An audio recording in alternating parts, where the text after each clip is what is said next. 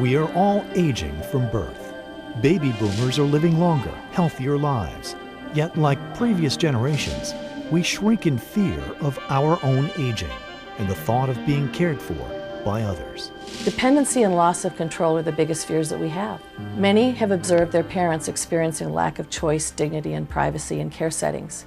50% of those over the age of 65 at some point will need assistance. And for many, the nursing home is the only available choice right now. But the present does not have to be our future if baby boomers take action now. Seeing what their parents have experienced is a powerful catalyst for change because we know we are next. Imogene Higby has always been an advocate for social change.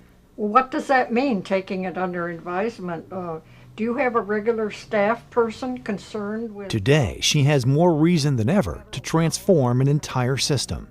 An independent 89-year-old, Imy lives alone in her own home in Providence, Rhode Island, not far from her daughters Margaret and Jennifer. 4 years ago, Imy was in trouble. She became ill and had to move to a nursing home and assisted living. Her experiences inspired her to fight not only for improving conditions there, but for transforming how we grow old in America. I went in as a person. I expected to become a patient, but I didn't expect to lose myself, which happened to me. And I realized that the system I was in was dysfunctional and needed fixing. Imy's experience also gave her baby boomer daughters a glimpse of what awaits them. The experience was very intense on every level, and even though she was safe and sound, physically, it didn't seem to be the best place to heal, to grow, to evolve, to move forward, and to contribute. Well, truthfully, her experience made me want to do everything in my power to avoid being confined in a setting like that, although it is a very good one. I'm organizing neighbors, family, and friends so that I'll be able to stay in my own home, a naturally occurring retirement community, if you will. That said, I do believe that there will always be a need for places like where my mother was, and as a social worker and an advocate, I will continue to work to make those places more home-like. These women are part of a new movement to educate and motivate elders and aging boomers to change the system, and change is already happening. We're leaving the institution behind and replacing it with home.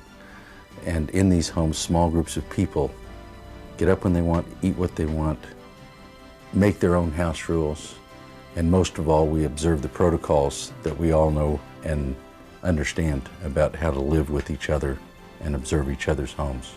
The Pioneer Network, an umbrella organization for this movement, has championed alternative ways for people to live and work in nursing homes.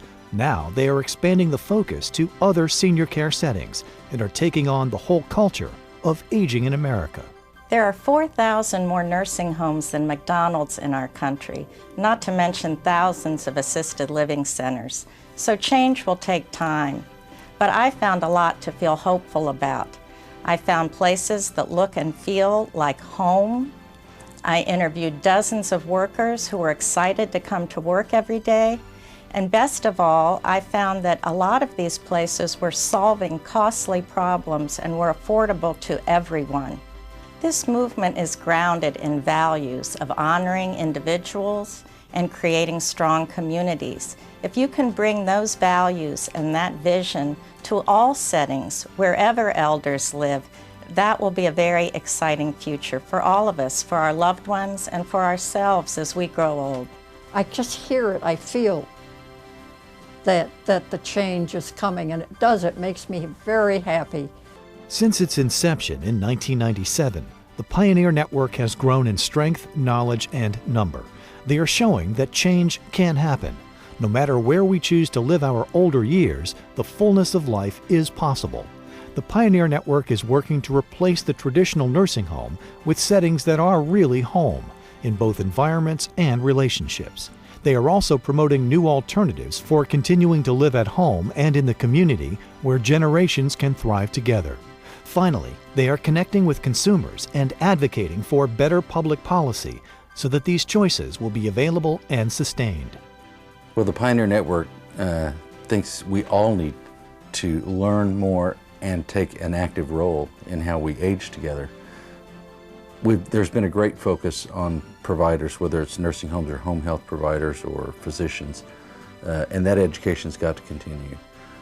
But it's really the consumer, that now that new ways are starting to become known, the consumers have got to demand it. They've got to be a partner in helping shape this new future. I've realized that old people, if they are informed and want to change things, have a lot of power. I found that in my old age that my activism has been effective because I'm old and informed, and I think that that's what's happening. I hope people realize that when they get old, they can speak up, share their experiences, and make things better for their children, who happen to be our baby boomer generation. As boomers, we can dispel the notion that age is just a time of loss. Age is a time of self-actualization and growth and hope. And that's what the Pioneer Network stands for. Imagine your old age. Won't you want choices in where and how you live? Won't you want to be a part of a community of people who care about each other? We need to act so that all our elders will enjoy a good life. The revolution is about creating old age in a new age. Join the Pioneer Network in this revolution. For more information about the Pioneer Network and what you can do to get involved, contact them today.